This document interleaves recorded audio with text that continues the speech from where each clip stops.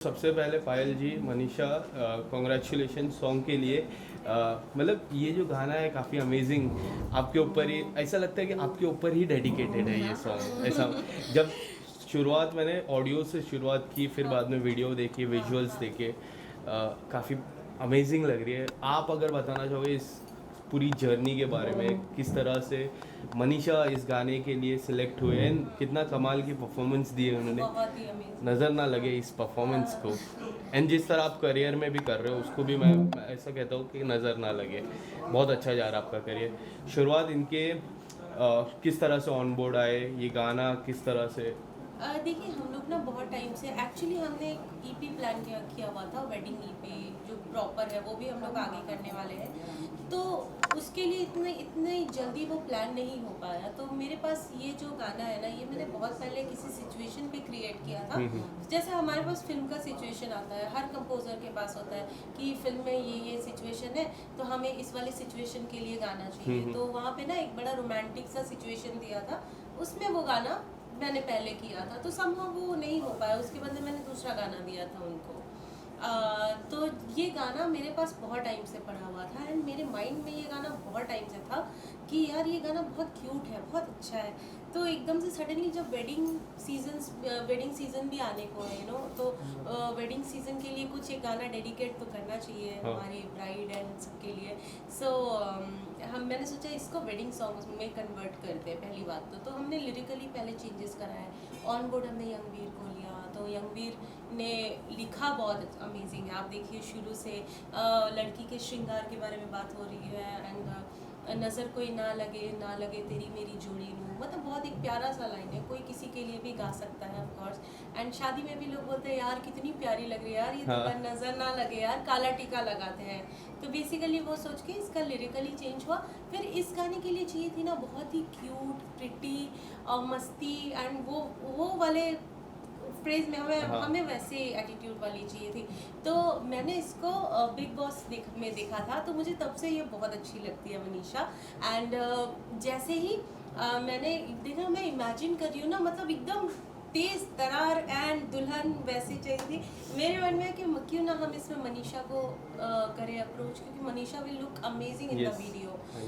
क्योंकि मतलब जो इनका पर्सनालिटी है जो वो कैरी करती है, उसके हिसाब से वो गाना परफेक्ट था। तो ऑफ कोर्स ये गाना ऐसे हुआ। फिर मनीषा को अप्रोच किया गया क्योंकि इसके पास बहुत सारे अप्रोचेस आ चुके थे, उसमें से ऑफ कोर्स इसने हमारे गाने को चुना। And I am also happy कि उस पर मेरा ये गाना है, क्योंकि मेरे लिए गाना बहुत स्पेशल था, बहुत स्पेशल। तो इसमें परफॉर्म भी बहुत अच्छा किया मनीषा ने। एंड ओवरऑल आप देखिए वीडियो, मेहनत आपको दिख रही होगी इसकी। मेरी भी, हमने मतलब एक पूरी जर्नी बहुत अमेजिंग रही है मेरी। नेक्स्ट मनीषा, शुरुआत में वर्ड, वो जो बाबू वर्ड से ही गाना शुरुआत हुआ है एंड ये जो बाबू वर्ड है कई हद तक हमने पूरे बिग बॉस में देखा एंड वो वर्ड पीछे पीछे आ रहा है आपके साथ। क्या कुछ कहना चाहोगे इस बाबू वर्ड को लेके? मन में सबसे पहले किसका ख्याल आता है जब ये बाबू वर्ड आता है? तब कार्तिक आर्यन का। लीजिए कहानी में ट्विस्ट। नहीं, हमने देखा था कॉमेडी नाइट्स, कपिल के शो में देखा था। क्या कहना चाहोगे गाने को लेके? बैक टू बैक आपके जितने भी परफॉर्मेंस है काफ़ी कमाल के। BTS, इस गाने की, मैं BTS जो आपके चैनल में है उसमें भी एक अलग रिस्पॉन्स आया है। फिर गाने को लेके वेट था, अब जब गाना पब्लिकली आ चुका है तो लोगों से क्या रिस्पॉन्स मिला आपको? मुझे तो स्पेशली इस सॉन्ग के लिए भी जितने मेरे फैंस हैं, इवन मेरे फैमिली मेम्बर, मेरे फ्रेंड्स, सबने बहुत तारीफ़ किया है। सबने कहा कि मनीषा आपका लुक पूरा अलग लग रहा है सॉन्ग में, बहुत प्रीटी लग रहे हो, आपने डांस भी बहुत अच्छा किया। एक होता ना, ये सब मेरा ड्रीम था कि हम कभी एक अच्छे एल्बम में कहीं ऐसा काम करें जिसके पीछे मेरी बैकग्राउंड डांसर लोग करे। और ये सॉन्ग में भी आपने देखा कि बहुत सारी बैकग्राउंड डांसर है जो डांस कर रही है, और पूरा सेटअप एकदम पूरा संजय लीला भंसाली जैसा इन्होंने सेटअप बना दिया था। तो बहुत ज़्यादा वाइब भी उस सॉन्ग का अलग है, इतने प्यारे इन्होंने बना दिया, स्पेशली इतना प्यारा। तो मुझे बहुत अच्छा लगा। इवन सॉन्ग बहुत अच्छा है, पायल जी ने इतनी खूबसूरती के साथ ये सॉन्ग गाया है, और इनका तो सारा सॉन्ग ही हिट होता है। और एक जो इन्वायरमेंट भी था, मुझे इन लोगों के साथ काम करके कभी भी बिल्कुल भी ऐसा नहीं लगा कि प्रोफेशनली हम किसी के साथ काम कर रहे हैं। मुझे एकदम ऐसा लग रहा था कि घर जैसा वाइब मिल रहा है। मतलब ये मुझे हमेशा छोटी बहन जैसी ट्रीट करती है, और इनके साथ सिर्फ पायल दी नहीं, इनके जितने भी जो आनंद भैया थे जो डायरेक्टर थे और बाकी जितने भी टीम मेंबर हैं, इवन एक दो बार हम रीटेक भी कर रहे थे क्योंकि थोड़ी नर्वस भी थे, तो ये लोग भी अरे मनीषा कूल डाउन आराम से, मतलब एक होता है ना वो लग ही नहीं रहता कि जब आपके ऊपर एकदम बहुत बर्डन होता है कि यार डायरेक्टर कुछ बोल रहे हैं आप एकदम नर्वस हो जाते हैं, but they all make me so comfortable कि मनीषा आराम से घर की जैसा करो, कोई प्रॉब्लम नहीं है। तो मुझे इतना अच्छा लगा इन लोगों के साथ काम करके कि मुझे किसी भी पॉइंट पे नहीं लगा कि मैंने कोई प्रोफेशनल काम किया। मुझे लग रहा था कि घर का संगीत नहीं होता, अरे अरे 1 2 3 रेडी, अरे कोई बात नहीं भाई दूसरा टेक ले लो। तो मेरे को एकदम ऐसा वाला फील हुआ इन लोगों के साथ काम करके, बहुत मज़ा आया। पर मनीषा, ये जो ब्राइडल लुक रहता है सभी लड़कियों के सपना रहता है एक बार खुद को ब्राइडल में देखे, और उस तरह से देखने में जब आपने पहली बार ब्राइडल लुक में आप खुद को देखे तो क्या था आपके मन में? हम बोले बस अभी कोई दहेज दे और ले जाए हमको। नहीं, आई थिंक वैसा ब्राइडल लुक तो आई गेस नहीं होगा मनीषा का, क्योंकि ब्राइडल लुक तो अलग ही होता, वो पूरा ब्राइडल नहीं है, वो एक्चुअली संगीत जैसा ब्राइडल था।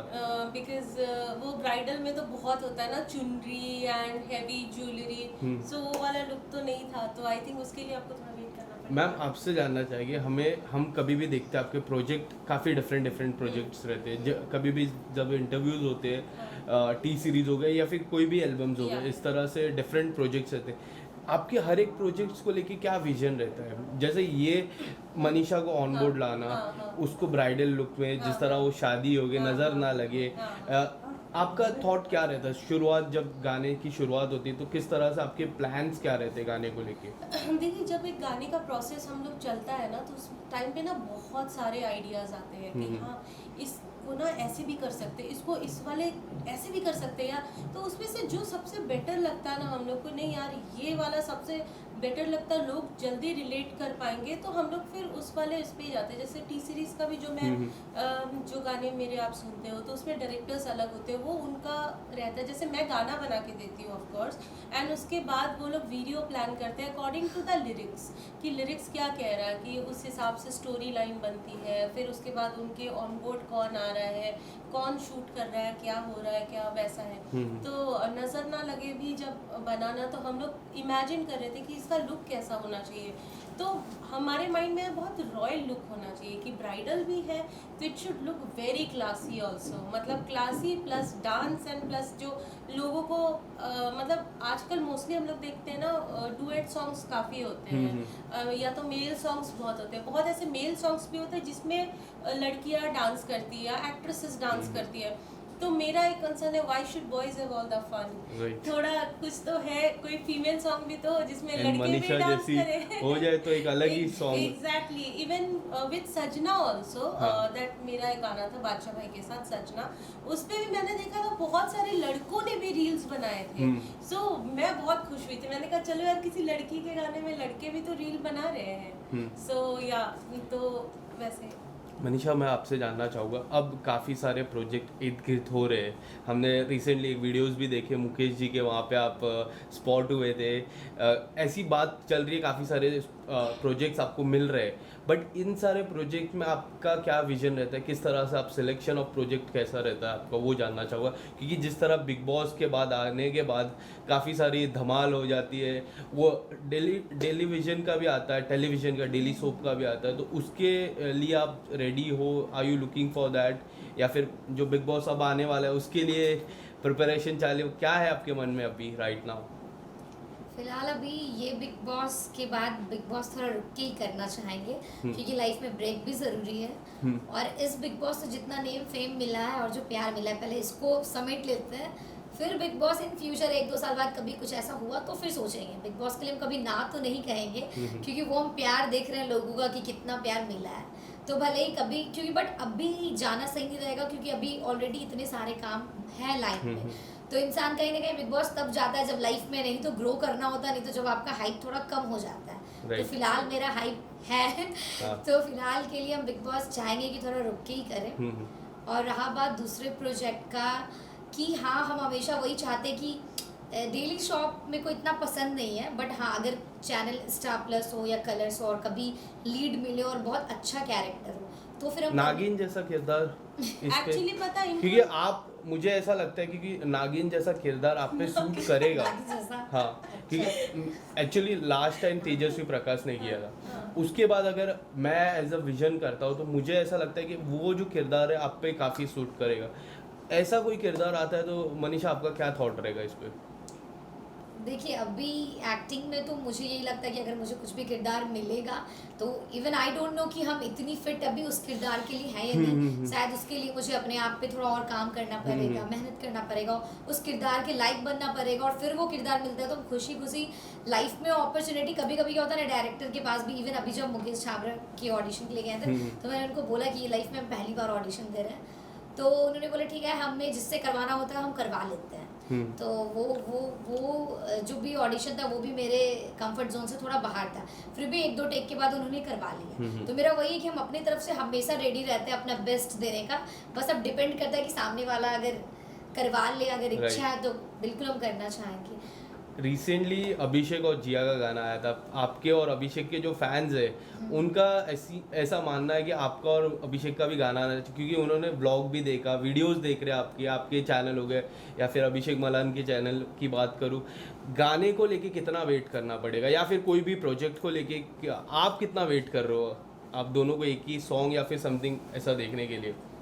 मुझे लगता है ये जो सॉन्ग वॉन्ग होता है या फिर हम ये सब this all thing are professional, कि हमें इच्छा होता है कि मुझे कार्तिक आर्यन के साथ करना है या इसके साथ करना है, बट अभी क्या है ना, अभिषेक तो घर जैसा हो गया है, हमारा अलग ही फ्रेंडशिप है, हमारा अलग ही बॉन्डिंग है, तो मुझे ये नहीं पता है कि हम एल्बम में कब साथ दिखेंगे, मूवी में कब साथ दिखेंगे, बट ये पता है कि रियल लाइफ में जो हमारा दोस्ती है ये ज़िंदगी भर रहने वाला है और हम लोग अपने पर्सनल ब्लॉग में ब्रांडिंग चल तो ऐसा चलिए ना वो नहीं दिखेगा रोलिंग।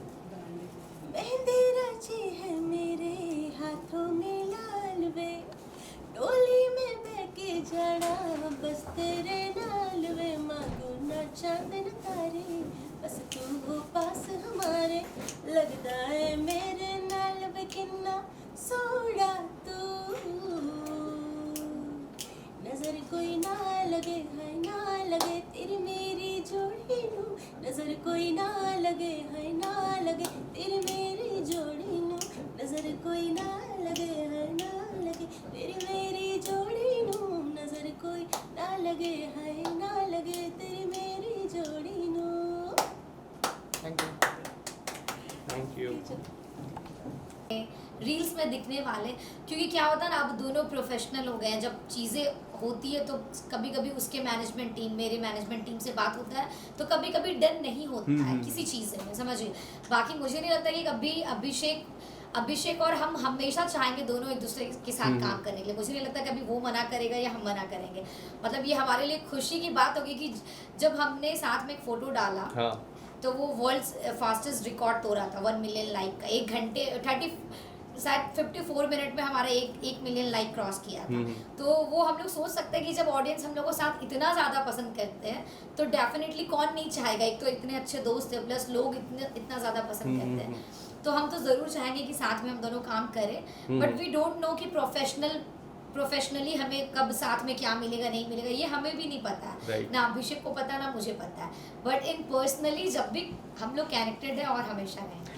DDLJ जैसा किरदार हो गया, DDLJ जैसी रोमांटिक मूवी हो गई और आपके पास 3 ऑप्शन है, एल्विश, अभिषेक या फिर जेट, ये तीनों में से एक चूज करना है, एज शाहरुख खान और काजल के किरदार में आप हो तो किसको आप चूज करोगे? DDLJ। आप लोग ऐसा क्वेश्चन क्यों करते हैं? नहीं फिर भी एक कोई भी किरदार, कोई भी आप किसके साथ कंफर्टेबल रहोगे या फिर स्किप करना है, आप स्किप भी कर सकते हो, मैं दूसरा सवाल पूछूंगा, कोई नहीं स्किप, ठीक है।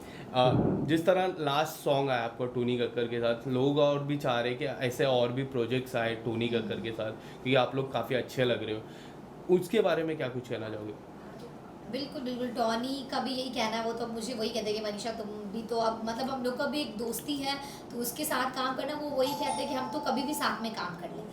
तो वो तो इन फ्यूचर कभी भी टॉनी का कुछ ऐसा सॉन्ग रहेगा वो चाहेंगे मुझे लेना, तो हम भी चाहेंगे, तो हम लोग का साथ में इन फ्यूचर। और पायल दी के साथ पायल दी तो अब घर की दीदी हो गई है, पायल दी और बड़ी बड़ी बहन और छोटी बहन हो गए। Exactly. तो हम लोग आपका तो- फिर से कब देखेंगे साथ में?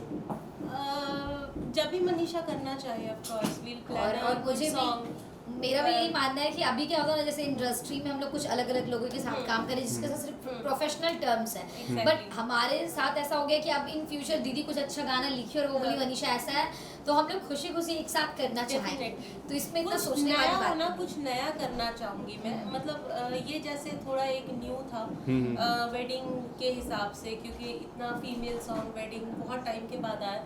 कुछ ऐसा होना चाहिए ना जिसमें मुझे ऐसा लगता है ना, मनीषा का जो लुक होना चाहिए ना बिल्कुल इंटरनेशनल अरबिक एंड वैसा होना चाहिए। मैं वैसा इमेजिन कर पा रही हूँ, तभी Right, जाके कोई मतलब होगा। बहुत देसी हो क्योंकि गया ना। सेम करके कोई मतलब नहीं है काम। यू नो हम हर बार ना वेरिएशन होना चाहिए काम में, लगे कि यार वो किया था वो अलग था, ये किया ये अलग है। So I am also trying to do something very very different. Is there anything line up apart from this? Any upcoming for song? मी या बहुत सारे एंड बहुत ही अमेजिंग गाने हैं।